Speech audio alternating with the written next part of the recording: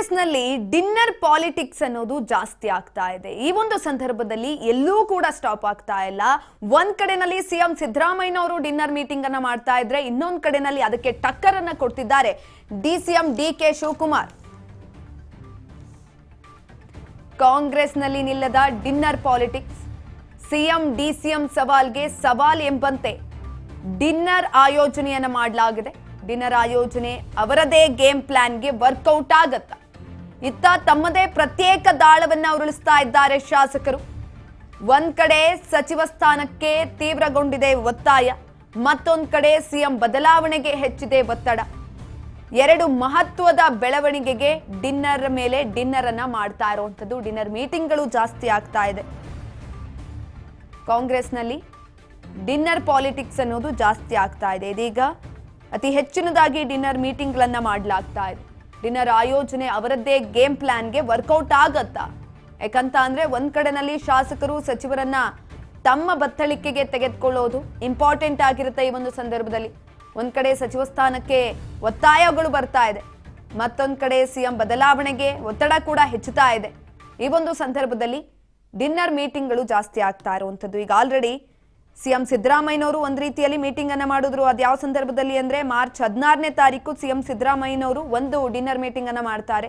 ಜೊತೆಯಲ್ಲಿ ಕೆಪಿಸಿಸಿ ಅಧ್ಯಕ್ಷರಾಗಿ 6 ವರ್ಷ ಪೂರೈಸಿದ ಬಳಿಕ ಡಿಸಿಎಂ ಡಿಕೆ ಶಿವಕುಮಾರ್ ಕೂಡ ಒಂದು ಡಿನ್ನರ್ ಮೀಟಿಂಗ್ ಅನ್ನ ಮಾಡಿದ್ರು. ಆ ಸಂದರ್ಭದಲ್ಲೂ ಕೂಡ ಹಲವು ವಿಚಾರಗಳ ಬಗ್ಗೆ ಚರ್ಚೆ ಆಗಿದೆ. ಇದೀಗ ಮತ್ತೊಮ್ಮೆ ಡಿನ್ನರ್ ಮೀಟಿಂಗ್ ಅನ್ನ ಮಾಡ್ತಾ ಇರುವಂತದ್ದು. ಸಿಎಂ ಡಿಸಿಎಂಗೆ ಸವಾಲಾಗತ್ತಾ ಈ ಒಂದು ಡಿನ್ನರ್ ಆಯೋಜನೆ?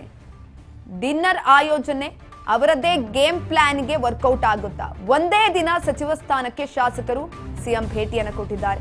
ನಿನ್ನೆ ಸಂಜೆ ಖಾಸಗಿ ಹೋಟೆಲ್ನಲ್ಲಿ ನಡೆದಂತಹ ಸಭೆ ಇದು. ನಿನ್ನೆಯ ಸಭೆಯಲ್ಲಿ ಡಿಕೆ ಆಪ್ತರ ಸಂಖ್ಯೆಯ ಹೆಚ್ಚಾಗಿದೆ. ಕುತೂಹಲವನ್ನ ಮೂಡಿಸ್ತಾ ಇದೆ ಕಾಂಗ್ರೆಸ್ ನಾಯಕರ ನಡೆ.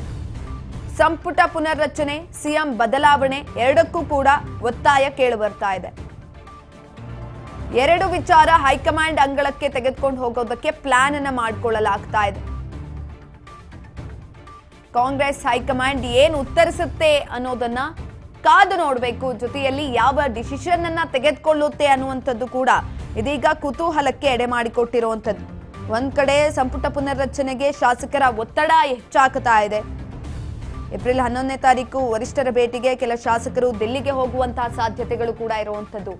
ಇನ್ನೊಂದ್ ಕಡೆನಲ್ಲಿ ಸಿಎಂ ಬದಲಾವಣೆಗೂ ಕೂಡ ಒತ್ತಡಗಳು ಜಾಸ್ತಿ ಆಗ್ತಾ ಇದೆ.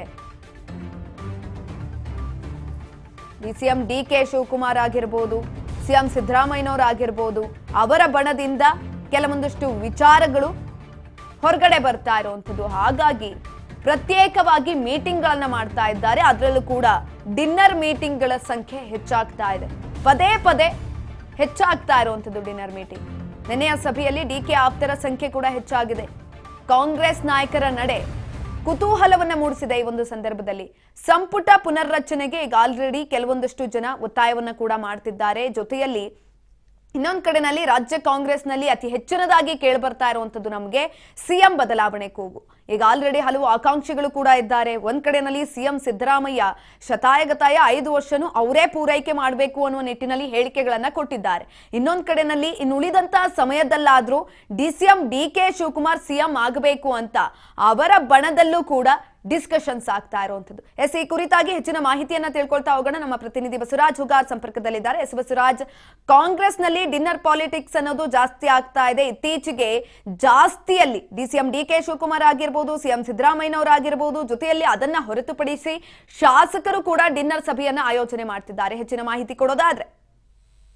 ಸುಕನ್ಯಾ, ಒಂದ್ ಕಡೆ ಕಾಂಗ್ರೆಸ್ ಪಕ್ಷದ ವಲಯದಲ್ಲಿ ಈ ಅಧಿಕಾರ ಹಂಚಿಕೆ ವಿಚಾರಕ್ಕೆ ಸಂಬಂಧಪಟ್ಟಂತೆ ಕೂಡ ಸಾಕಷ್ಟು ಬೆಳವಣಿಗೆ ಕೂಡ ನಡೀತಾ ಇದ್ದಾವೆ. ಅದರ ಭಾಗವಾಗಿ ಒಂದಿಷ್ಟು ಡಿನ್ನರ್ ಮೇಲೆ ಡಿನ್ನರ್ ಮೀಟಿಂಗ್ಗಳು ಕೂಡ ನಡೀತಾ ಇದ್ದಾವೆ. ಒಂದ್ ಕಡೆ ಸ್ವತಃ ಡಿಸಿಎಂ ಡಿಕೆ ಶಿವಕುಮಾರ್ ಅವರು ಕೂಡ ಡಿನ್ನರ್ ಕೊಡ್ತಾರೆ. ಅದಾದ ಬಳಿಕ ಸಿಎಂ ಸಿದ್ದರಾಮಯ್ಯ ಅವರು ಕೂಡ ಡಿನ್ನರ್ ಕೊಡ್ತಾರೆ.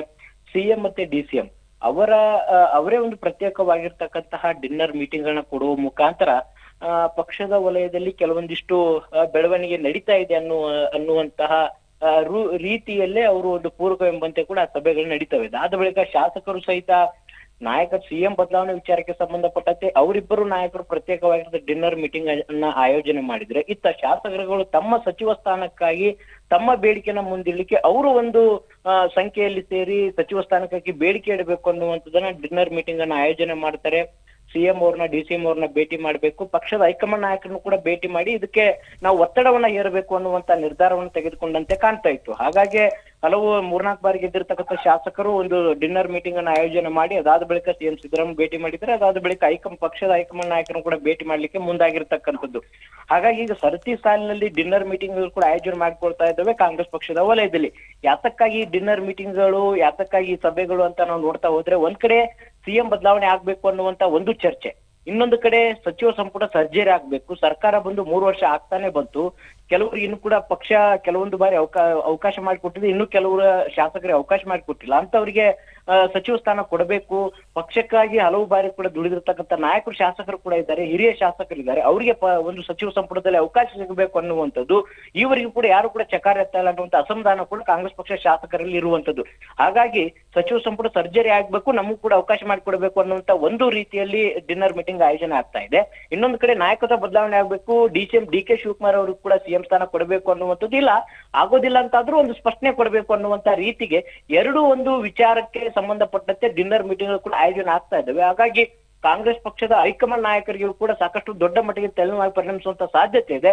ಈ ಎರಡೂ ಬೆಳವಣಿಗೆಗೂ ಕೂಡ ಯಾವ ರೀತಿಯಾಗಿ ಬ್ರೇಕ್ ಹಾಕ್ತಾರೆ, ಒಂದ್ ಕಡೆ ಸಚಿವರು ಸಂಪುಟ ಸರ್ಜರಿ ಆಗ್ಬೇಕು ಅನ್ನುವಂತ ಲೆಕ್ಕಾಚಾರದಲ್ಲಿದ್ದಾರೆ, ಇನ್ನೊಂದ್ ಕಡೆ ಸಿಎಂ ಮತ್ತೆ ಡಿಸಿಎಂ ನಡುವೆ ಒಂದಿಷ್ಟು ಪೈಪೋಟಿ ಕೂಡ ಶುರುವಾಗಿದೆ. ಅದಕ್ಕೆ ಯಾವ ರೀತಿಯಾಗಿ ಅಂತ್ಯವನ್ನ ಹೂಡ್ತಾರೆ ಅನ್ನುವಂಥದ್ದು ಪಕ್ಷದ ಹೈಕಮಾಂಡ್ ನಾಯಕರ ಒಂದು ನಿರ್ಧಾರಕ್ಕಾಗಿ ಹಲವು ಶಾಸಕರು ಕಾಂಗ್ರೆಸ್ ಪಕ್ಷದ ವಲಯದಲ್ಲಿ ಮತ್ತೆ ಮುಖಂಡರು ಕೂಡ ಕಾಯ್ತಾ ಇದ್ದಾರೆ. ಹಾಗಾಗಿ ಇದು ಕಾಂಗ್ರೆಸ್ ಪಕ್ಷದ ಹೈಕಮಾಂಡ್ ನಾಯಕರಿಗೂ ಕೂಡ ದೊಡ್ಡ ಮಟ್ಟಿಗೆ ತಲೆನೋವಾಗಿ ಪರಿಣಮಿಸಲಿದೆ.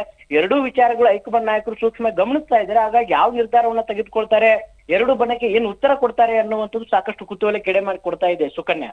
ಎಸ್, ಧನ್ಯವಾದಗಳು ಬಸವರಾಜ್ ಹುಗಾರ್ ಹೆಚ್ಚಿನ ಮಾಹಿತಿಗಾಗಿ. ಇನ್ನೊಂದು ಕಡೆನಲ್ಲಿ ಏಪ್ರಿಲ್ 11ನೇ ತಾರೀಕು ದೆಹಲಿಗೆ ಹೋಗೋದಕ್ಕೆ ಕೆಲ ಶಾಸಕರು ಈಗ ಆಲ್ರೆಡಿ ನಿರ್ಧಾರವನ್ನು ಮಾಡಿದ್ದಾರೆ. ಇನ್ನೊಂದು ಕಡೆನಲ್ಲಿ ಕರ್ನಾಟಕದಲ್ಲಿ ಉಪಚುನಾವಣೆ ಕೂಡ ಇದೆ, ಮೇಟಿ ಕ್ಷೇತ್ರದಲ್ಲಿ, ಜೊತೆಯಲ್ಲಿ ಶಾಮನೂರು ಶಿವಶಂಕರಪ್ಪ ಅವರ ಕ್ಷೇತ್ರದಲ್ಲಿ. ಆ ಉಪಚುನಾವಣೆ ಬಳಿಕ ಸಿಎಂ ಸಿದ್ದರಾಮಯ್ಯನವರು ಕೂಡ ಹೈಕಮಾಂಡ್ಗೆ ಮನವಿಯನ್ನ ಸಲ್ಲಿಕೆ ಮಾಡುವಂತಹ ಸಾಧ್ಯತೆಗಳು ಕೂಡ ಹೆಚ್ಚಿನದಾಗಿದೆ.